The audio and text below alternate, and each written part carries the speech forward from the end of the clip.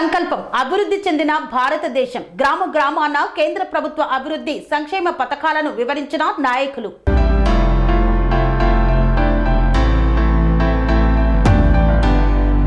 సూర్యాపేట జిల్లా చిలుకూరు మండలం భేతవోలు గ్రామంలో కేంద్ర ప్రభుత్వం చేస్తున్న అభివృద్ధి సంక్షేమ పథకాలను వికసిత్ భారత్ సంకల్ప యాత్ర సంవత్సర కార్యక్రమాన్ని బీజేపీ రాష్ట్ర అధికార ప్రతినిధి ఎంఓ సుభాష్ ఈ యొక్క కార్యక్రమంలో పాల్గొన్నారు. ఈ సందర్భంగా పలువురు మాట్లాడుతూ పేద ప్రజల కోసం కేంద్ర ప్రభుత్వం ప్రవేశపెడుతున్న పథకాలను ప్రజలకు వివరించారు.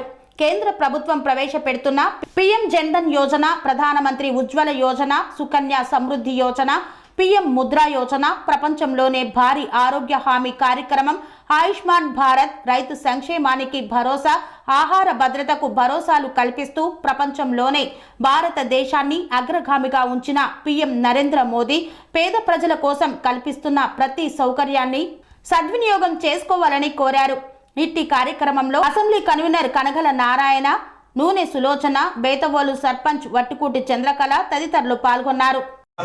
అమ్మగారు చనిపోతే సైదమ్మ గారు చనిపోతే దురదృష్టవశాత్తు పాపం అకాల మరణం చెందడం వల్ల ఇన్సూరెన్స్ జాయిన్ అవ్వడం వల్ల 2 లక్షల రూపాయల ఇన్సూరెన్స్ నామినీగా ఉన్న తనకు వచ్చింది.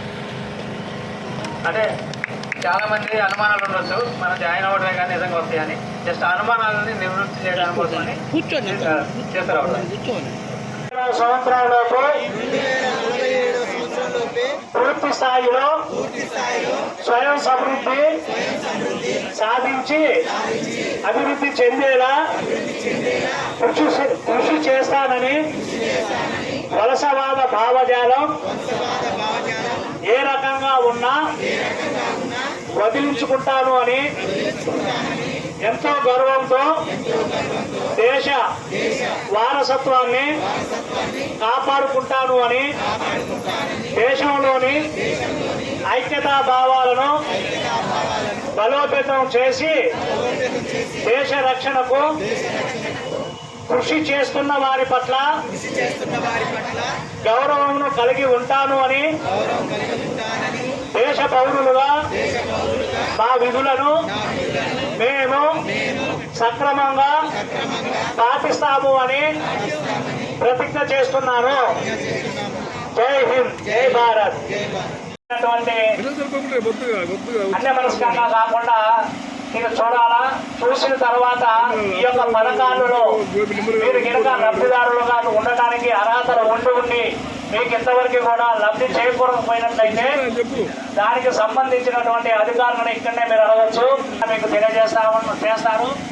ఈ యొక్క వికసిత సంకల్ప యాత్ర యొక్క ముఖ్య ఉద్దేశం భారత ప్రధానమంత్రిగా బాధ్యతలు స్వీకరించిన నాటి నుండి ఈనాటి వరకు తాను ప్రవేశపెట్టినటువంటి ప్రతి సంక్షేమ పథకం కూడా ఈ యొక్క దేశంలో ఉన్నటువంటి బడుగు బలహీన వర్గాలు, నిరుపేదలైనటువంటి వారు, గ్రామీణ ప్రాంతాలలో, మారుమూల గ్రామాలు అంటే రవాణా సౌకర్యం లేని ప్రాంతాల్లో ఉన్నటువంటి నా ప్రజలందరూ కూడా చేరాలి.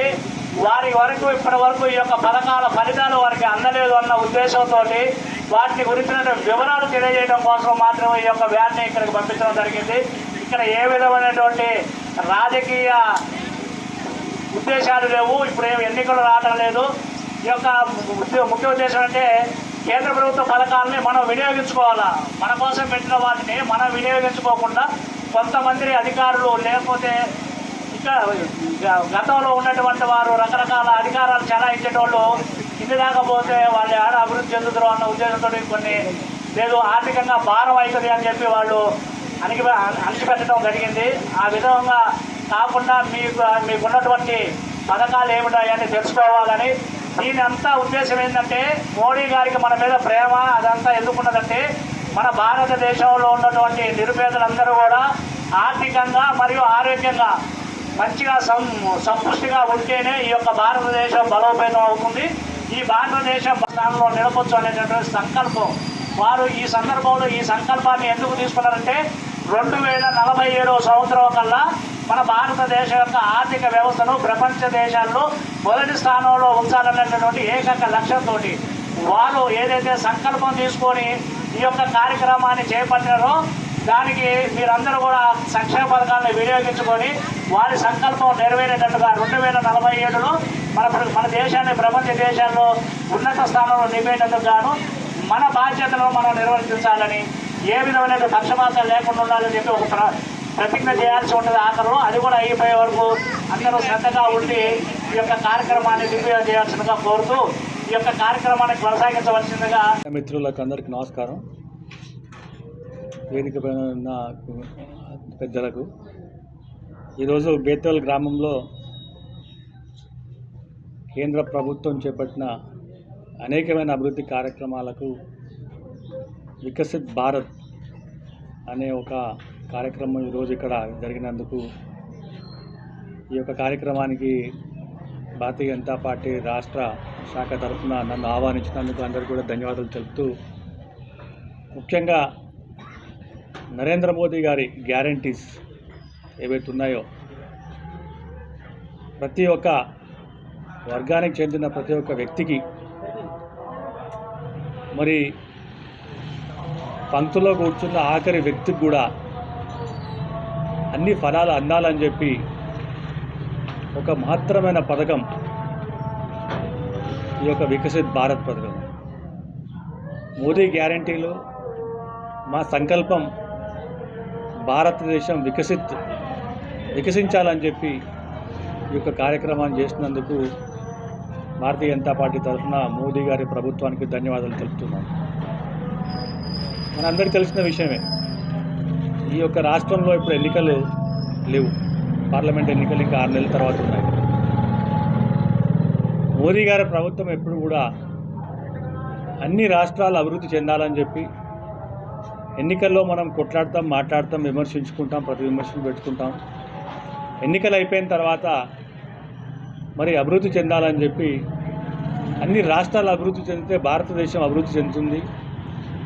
2024 47 వరకు, అంటే మనకు 100 సంవత్సరాల స్వాతంత్రం ఏదైతే భారతదేశానికి రావడం జరుగుతుందో, ఆ 100 సంవత్సరాల్లో మనం భారతదేశం అనేది ప్రపంచం లోపట్నే నెంబర్ 1 ఎకనామిక్ సూపర్ పవర్గా ఉండాలని చెప్పి ఈ రోజు నుంచి చేస్తున్న ఈ యొక్క పునాదులు, ఈ యొక్క వికసిత సంకల్పం. చాలా రాష్ట్రాల్లో కూడా భారతీయ జనతా పార్టీ అధికారంలో ఉన్నా లేకున్నా కూడా మరి అందరినీ కూడా భాగస్వాములు చేయాలని చెప్పి, ప్రతి ఒక్క పౌరుడికి కేంద్ర ప్రభుత్వ ఫలాలు అందాలని చెప్పి ఈ యొక్క సంకల్ప యాత్ర, వికసిత్ సంకల్ప యాత్ర అనేది ముఖ్య ఉద్దేశం. మనం గత ప్రభుత్వం చూసినాం తెలంగాణలో, కేంద్ర ప్రభుత్వం నుంచి వచ్చిన అనేకమైన నిధులు ఏ విధంగా దారి మరలిస్తున్నారు. మరి మొత్తం ప్రజలకు అందాల్సిన ఫలాలు అందకుండా గత ప్రభుత్వం చేస్తున్న తప్పుదాడాలు ఈ ప్రభుత్వం చేయొద్దని చెప్పి కూడా, ఎన్నికలు వస్తాయి పోతాయి, నాయకులు వస్తారు పోతారు, పార్టీలు వస్తాయి పోతాయి, కానీ ప్రజాస్వామ్యం అనేది మనం ఎంచుకున్న ఒక మంచి సంఘటన. భారతదేశంలో ఈ యొక్క ఎన్నికలు జరుగుతున్నప్పుడు 130-140 కోట్ల మంది ఎన్నికల్లో ఓటేస్తున్నప్పుడు యావత్ ప్రపంచం మనందరం కూడా చూస్తుంటారు. భారతదేశంలో ఇంత పెద్ద ఎన్నికలు జరుగుతున్నప్పుడు ఏ విధంగా సంఘటనలు జరుగుతాయండి. కానీ మన ఏంటంటే ప్రజాస్వామ్యం ఎంత పటిష్టత ఉందంటే, గత కొన్ని సంవత్సరాల నుంచి కూడా ఎక్కడ ఎన్నికలు జరిగినా కూడా ఒక మంచి వాతావరణంతో మరి ఎన్నికలు జరిగి ప్రభుత్వాలు మారుతూ ఉంటాయి.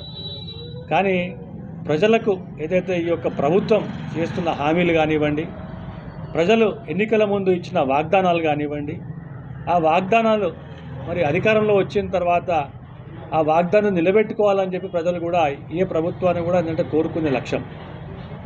మోదీ గారు ఎప్పుడు కూడా మరి ఏంటంటే వ్యత్యాసం చూపెట్టలేదు. ఈ రాష్ట్రంలో భారతీయ జనతా పార్టీ అధికారంలో ఉంది, ఆ రాష్ట్రంలో భారతీయ జనతా పార్టీ అధికారంలో లేదని చెప్పి ఎప్పుడు కూడా వ్యత్యాసం చూపెట్టలేదు, ఎప్పుడు కూడా పార్షియాలిటీ చూపెట్టలేదు. ఇప్పుడు మనం చూస్తున్నాం, మనం ఈ యొక్క ఏంటంటే గ్రామంలో ఎంతోమంది ఏంటంటే లబ్ధిదారులు ఉన్నారు. మరి వాళ్ళు ఏంటంటే భారతీయ జనతా పార్టీకి, మోదీ గారికి ఓటేసినారా అంటే మనకు తెలియదు. ఓటేసినా ఏకున్నా కూడా గ్రామాల్లో, ప్రతి ఒక్క గ్రామాల్లో అభివృద్ధి చెందాలని చెప్పి రోడ్డు దగ్గర నుంచి మొదలుకొని ఎల్ఈడి లైట్ల దగ్గర నుంచి పెట్టుకొని వైకుంఠ దామాదాల దగ్గర పెట్టుకొని ఎల్పిజి కనెక్షన్స్, టాయిలెట్స్, ఇట్లా మనం చెప్పుకుంటూ పోతుంటే 14 నుంచి 16 సంక్షేమ పథకాలు ఈ ఏంటంటే రాష్ట్రంలో అభివృద్ధి చెందినాయి. ఈ యొక్క ముఖ్య ఉద్దేశం రాబోయే కాలంలో కూడా ప్రతి ఒక్కరికి కూడా ఇదే సంక్షేమ పథకాలు అభివృద్ధి చెందాలని చెప్పి, రావాలని చెప్పి, తద్వారా ప్రజలు చైతన్యవంతులై ప్రజలు కూడా ఒక మంచి దారి పడతారని చెప్పి, ఆ దాంట్లో కూడా మనం కూడా ఒక కాంపిటీషన్ స్పిరిట్ వస్తుందని చెప్పి, ఆ కాంపిటీషన్ స్పిరిట్లో మనం ఏంటంటే మన అభివృద్ధి చెందుతామని చెప్పి, మనకి ఏంటంటే ఫైనాన్షియల్ ప్రాబ్లమ్స్ ఉండేవని చెప్పి ఈ యొక్క సంకల్ప యాత్రలో అనేకమైన రాష్ట్రాల నుంచి కూడా ఇంతకుముందు మోదీ గారు లైవ్లో మాట్లాడుతున్నప్పుడు అక్కడ ఏంటంటే త్రిపుర, వెస్ట్ బెంగాల్, మధ్యప్రదేశ్, ఆంధ్రప్రదేశ్ నుంచి కూడా అనేకమైన లబ్ధిదారులు వారు ఏ విధంగా సంక్షేమ పథకాలు రాష్ట్రాల్లో వచ్చినాయో ఆ సంక్షేమ పథకాల్లో వాళ్ళ జీవిత శైలి ఏ విధంగా మరి ఏంటంటే మార్పు చెందిందో అనేది చాలా చక్కగా వివరించినారు. అలాగే సంక్షేమ పథకాలను అందరూ కూడా భాగస్వాములు కావాలని చెప్పి, తద్వారా ఈ యొక్క గ్రామం కానీ, మండలం కానీ, ఈ యొక్క నియోజకవర్గం కానీ, ఈ యొక్క జిల్లా కానీ, ఈ యొక్క రాష్ట్రం కానీ అభివృద్ధి చెందుతుందని చెప్పి, దీంట్లో అందరూ కూడా భాగస్వాములు కావాలని చెప్పి, మాలాంటి వాళ్ళను, పెద్దలు మిమ్మల్ని కూడా ఇందులో ఏంటంటే భాగస్వాములు చేయాలని చెప్పి ఈ యొక్క సంకల్ప యాత్రలో మరి ఇక్కడికి వచ్చినందుకు మీ అందరికీ కూడా ధన్యవాదాలు తెలుపుతూ సెలవు తీసుకుంటున్నాను.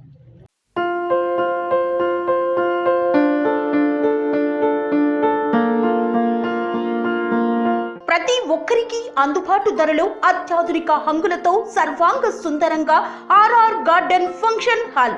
మీ ఇంట జరిగే వివాహాలకు, పుట్టినరోజు వేడుకలకు, రాజకీయ పార్టీ కార్యక్రమాలకు, కార్పొరేట్ కాన్ఫరెన్సులకు, విందు వినోదాలకు అద్భుతమైన ప్రదేశం ఆర్ఆర్ గార్డెన్ ఫంక్షన్ హాల్. ఆహ్లాదకరమైన వాతావరణంలో విశాలమైన వివాహ వేదిక, సువిశాల పార్కింగ్ సౌకర్యంతో అందుబాటు ధరలో ఆర్ఆర్ గార్డెన్ ఫంక్షన్ హాల్. మీ ఇంట జరిగే ఏ శుభ కార్యానికైనా అతి తక్కువ ఖర్చుతో గ్రాండ్ గా సెలబ్రేట్ చేసుకునేందుకు అనువైన ప్రదేశం ఆర్ఆర్ గార్డెన్ ఫంక్షన్ హాల్. మా address Aleru to Kolanupaka road, Yadadri, Bhuvanagiri జిల్లా. బుకింగ్ కొరకు సంప్రదించాల్సిన ఫోన్ నెంబర్ 8555993450 మరియు 8125847432.